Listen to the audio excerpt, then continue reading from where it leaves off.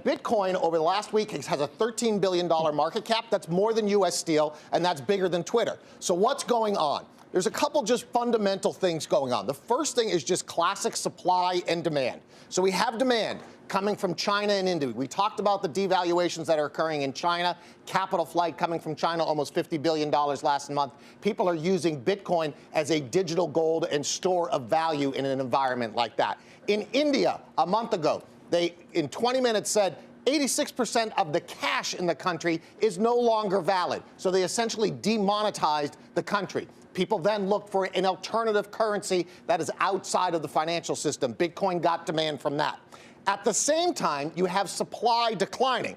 So we only have 5 million Bitcoin that are left. There's going to be 21 million total. 16 million are free floating. The other 5 million are going to be drip fed out to the market over the next 100 years. So you don't have anything like in gold where the price goes up and you have a supply response from the miners. In Bitcoin, that's not going to happen. There's 5 million left. So you have increasing demand smashing right into decreasing supply.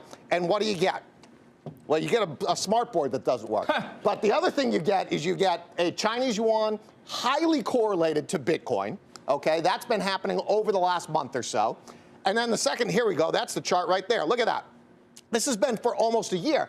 And if you actually look at what Bitcoin does, it tends to move a week or two ahead of the yuan. So you can kind of get an idea of where that rate's going to be.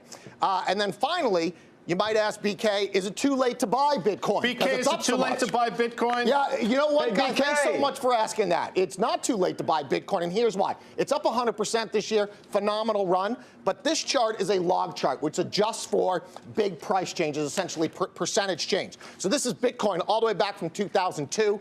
Massive rally, and you can see on a log chart we've really just been going sideways here for a bit. So if we really get this acceleration and we get some more use cases coming on in the next year, you could really see a massive breakout in this.